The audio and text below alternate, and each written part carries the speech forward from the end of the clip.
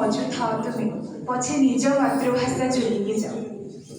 ऐतिह्य संस्कृति सभ्यता मर्यादा कि ओषा बारव्रत जना न था विदेशी संगीते बाई हेउथाओ से खोका भाई गीत मोमुन गाओ तुम्हें बड़ लोक कहे डिंडिम पिटुथा मो ओडियाणी पण मोठी थाओ।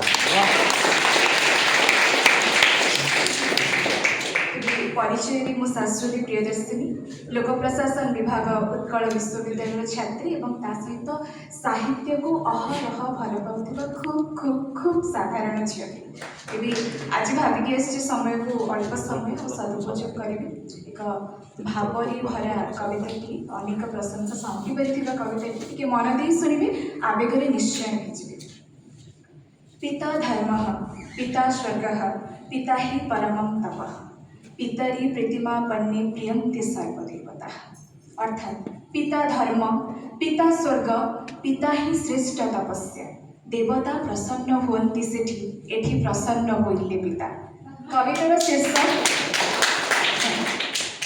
शीर्षक चलंती ईश्वर बापा मन देश बापा तुम्हें साक्षात महेश्वर जातना जंजाल अभाव अलभ्य और लुह सबको गोटापणी गरल कर पी जाइछन्ति तुम्हें सीना पदे के मुह खोली कहन हेले तुम भल पाइबा सब स्पष्ट बारी हो पड़े शोईगले पाखे आसी मुंड औंसी देवा बेले असह्य खरारे परीक्षा हॉल बाहरी ठिया होइथिबा बेले निज थाली पटे रुटी मो आड़ को बढ़े देवा बेले ज्वर हेले पाखे बसी राति राति जेइथिबा बेले तुम्हें परा बाबा सार्टर चिरा पकेट को गामुछा तले लुचि दायित्व बहन करिवार कला और छिंटा चपल कणा को पाद तले लुचि संसार पारी हेबार कला तुम्हें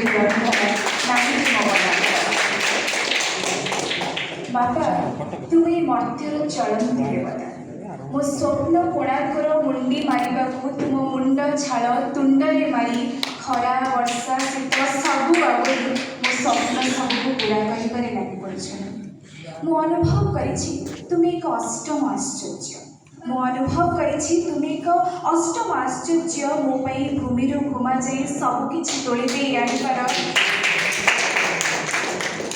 मो पई भूमि रो घुमा जाई सब किछि तोली दे आनिपार तुम्हें अहरह जळिपार संध्या दीपटीए परी तुम्हें अविरत चेईपार जह्नड़ा दीपीए परी अविश्रांत दंडायमान मेघनाद प्राचीरटे पुरी पुणी अविच्छिन्न होई रही था लौह मानव तुम प्रकृति तागिद और आदर को अंतरु अनुभव करी मुझे तो बुझीपारी बाबा बाहर अभिज्ञ पाषाण परी सप्त और भितर अहरह तरल थिबा मनीषटीर ना बापा मो जीवन शुष्क मरुभूमि तुम्हें साहस और विश्वास चिरस्रोता नईटी मु गुड़ेनी मनस्कामना लगी जाची किछि ना दिसुता तथापि मागिबा पूर्वर तुम्हें पूरण करिछ मोर सब इच्छा हेले आज जाए गोटे कथा बुझीपारे बापा खुशी सबू बांटिला बेले दानवीर हरिश्चंद्र पालटी जाई दुख बेले गोटापणे किपरि सबुतक कुह सबुतक लोह स्वार्थपर साजी निज पाखे ही चापी रखछि मोर सबू अड़ी अछट मनर व्यथा अकुहा कथा जा पाखे अछपा सी मो बापा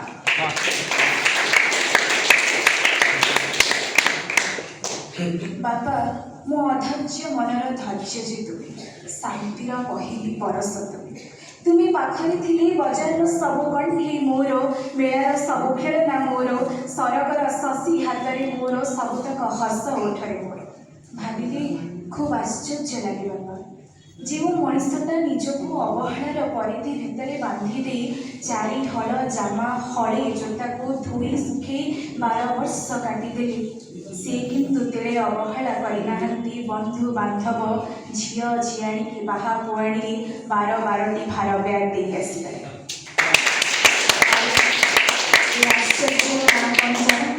बापा केबे बापा को झाड़ पोछा कांधर गामुछा को निरीखी देखीच केबे बापा को झाड़ पोछा कांधर गामुछा को निरीखी देखीच सेठी देखा जाए किछि दरपोड़ा दामी स्वप्न बेंचा बेंचा दायित्व समुद्रे संघर्ष करज दरज जाबुड़ी धरिथिबा जातना କଅଁଳୁଥିବା କର୍ତ୍ତବ୍ୟ ସମାଧିସ୍ଥ ଅଭିଳାଷ ସାବିତ୍ରୀ ରଜ ଭାରର ଯୋଜନା ସଉଦା ଔଷଧ ଖର୍ଚ୍ଚର ପାଉଣା ଆଉ ବୋଉର ଦିପଟ ସୁନା ଚୁଡ଼ି ବନ୍ଧା ରଖି ପୁଅ ଝିଅର କଲେଜ ଫିସ୍ ଭରା। ତୁମେ ପରା ହାତ ଧରି ଚାଲିବା ଶିଖେଇଲ, କାନ୍ଧରେ ବସି ଦୁନିଆ ଦେଖେଇଲ। ତୁମ ପିଠିରେ ବସି ହାତୀ ଘୋଡ଼ାଙ୍କୁ ମୋ ଅଧୀନରେ ରଖିଛି, ତୁମ କୋଳରେ ବସି ନିସ୍ୱାର୍ଥ ସ୍ୱାଦର ନିସ୍ୱାର୍ଥ ସ୍ନେହର ସ୍ୱାଦ ମୁଁ ଚାଖିଛି। ତୁମ କଥାକୁ ଅନୁକରଣ କରି ମୁଁ କହିବା ଶିଖିଛି, ବାପା ତୁମକୁ ନୀତି ଦେଖି ମୁଁ ସହିବା ଶିଖିଛି। ଥରେ ବୁଝାଇ ଦେବ କି ବାପା, ଥରେ ବୁଝାଇ ଦେବ କି ତୁମେ କେଉଁ ଧାତୁରେ ଗଢ଼ା। ଜୀବନ ଯାକର ଜଞ୍ଜାଳକୁ କାନ୍ଧେଇ କାନ୍ଧେଇ ତୁମେ ଥକି ପଡ଼ିବ କେବେ? ଥକିବ ବା କେବେ? ଥକ୍କାକୁ ଧକ୍କା ମାରିବାର ସତ୍ସାହସ କେବଳ ତୁମ ପାଖେ ହିଁ ଅନ୍ତର। ଅଗଣାର ଛିଣ୍ଡା ମସିଲାରେ ମିଛି ମିଛିକା ଅଭିନୟ କରି ଶୋଇଥିବା ବେଳେ ତୁମ ନିଶ୍ୱାସରେ ମୁଁ ସ୍ପଷ୍ଟ ବାରିପାରି ତୁମ କରଜ ଖାତାର ଦରଜକୁ, ତୁମ ଝିଅ ବାହା ଦେବା ଦାୟିତ୍ୱକୁ, ତୁମ ଜମି ବାଡ଼ି ବିଲ ବ୍ୟସ୍ତତାକୁ, ତୁମ ମନର ଗୁମୁରା କାନ୍ଦଣାକୁ। ଯଦି ସାଗରର ଗଭୀରତା ଓ ଆକାଶର ପରିସୀମା କେବେ ହୋଇପାରନ୍ତା ମପା, ଯଦି ସାଗରର ଗଭୀରତା ଓ ଆକାଶର ପରିସୀମା କେବେ ହୋଇପାରନ୍ତା ମପା, ତାଠାରୁ ବଡ଼ ମଧ୍ୟମ ବାପା। ବାପା ଏକ ନିପୁଣ କଳାକାର। ଯନ୍ତ୍ରଣାର ଚୌଖରେ ଜର୍ଜରିତ ହୋଇ ଜଳି ଜଳି ରକ୍ତ ସବୁକୁ ଝାଳ କହି ନିଗାଡ଼ି ଦେଲା ପରେ ତୁମେ କେମିତି ହସିପାର ସବୁ ପରିସ୍ଥିତିରେ? ପରିସ୍ଥିତି ତ ତୁମଠୁ ସହିବା ଶିଖିଛି। ନଚେତ୍ ଜ୍ୱର ରୋଗ ହେଲେ ଯେ ଔଷଧ ଛୁଇଁନି, ସିଏ କିନ୍ତୁ ମୋ ଜ୍ୱର ଶୁଣି ସବୁ ପ୍ରକାର ଔଷଧ ନେଇ ଆଣନ୍ତି ଏକାବେଳେ। ଖଣ୍ଡିଆ ହେଲେ ଯେ ମଲମ ଛୁଇଁନି, ସିଏ କିନ୍ତୁ ଖୁସି ସବୁକୁ ମଲମ କରି ଲଗଉଥାନ୍ତି ମୋ ରୁଷିଥିବା ମନରେ, ମୋ ଉଦାସ ମୁହଁରେ, ମୋ ଅଭିମାନ ପଣରେ, ମୋ ଅଝଟିଆ ଅଧରେ। ବାପା ଜଣେ ପରାକ୍ରମୀ ଯୋଦ୍ଧା, କର୍ତ୍ତବ୍ୟ କୁରୁକ୍ଷେତ୍ରର ଯୋଦ୍ଧା, ଜଞ୍ଜାଳ ଯୁଦ୍ଧରେ ଯୋଦ୍ଧା, ସଂସାର ଦାୟିତ୍ୱ ଜୀବନ ପୁଣି ମାନସିକ ଯୁଦ୍ଧେ ଯୋଦ୍ଧା। ସବୁ ଯୁଦ୍ଧରେ ସଂଘର୍ଷର ସହ ଜିତି ସାରି ବୋଉ କଥାରେ ବୋଉ ଆଗରେ ହାରି ଯାଉଥିବା ଯୋଦ୍ଧା ବି ବାପା। ଶେଷ କ୍ଲିପର ଟିକେ ମନ ଦେଇ ଶୁଣିବେ। ତୁମେ ହିଁ କୁହ ଶବ୍ଦରେ କିପରି ବର୍ଣ୍ଣିବି ବାପା, ତୁମେ ହିଁ କୁହ ଶବ୍ଦରେ କିପରି ବର୍ଣ୍ଣିବି ବାପାଙ୍କୁ। ପେଟ କାଟି ଯେ ସଂସାର ପୋଷେ, ମୋହ ସରେ ଯାର ଦୁନିଆ ହସେ, ବାପା ଡାକରେ ଯା ପେଟ ପୁରିଯାଏ, ପାଦ ଛୁଇଁ ଯେ ଦେବୀଟେ ସଜାଏ, ମୁକାନ୍ଦିରେ ଯାର ଅନ୍ତର କାନ୍ଦେ, ମୋ ଆଖିରେ ଯେ ଦୁନିଆ ଦେଖେ। କୁହ ଶବ୍ଦରେ କିପରି ବର୍ଣ୍ଣିବି ବାପା। କେବେ ଏକା କରି ଛାଡ଼ି ଚାଲିଯିବନି ବାପା। ତୁମ ପାଇଁ ଆଜି ପରିଚୟ ମୋର, ତୁମ ବିନା ମୋର ଅସ୍ତିତ୍ୱ ଯେ ଛାର। ତୁମେ ମୋ ପାଇଁ କି ଚଳନ୍ତି ଠାକୁର, ତୁମଠାରେ ସୁଖ ସରଗ ଯାକର। ହେଲି କଥା ଦିଅ ବାପା, ଗେଲ ବସରିଆ ଝିଅ ମୋ ଡାକୁଛ, ରାଜଜେମା ଭଳି ଯାହାକୁ ଗଢ଼ିଛ। ଗେଲ ବସରିଆ ଝିଅ ମୋ ଡାକୁଛ, ରାଜଜେମା ଭଳି ଯାହାକୁ ଗଢ଼ିଛ।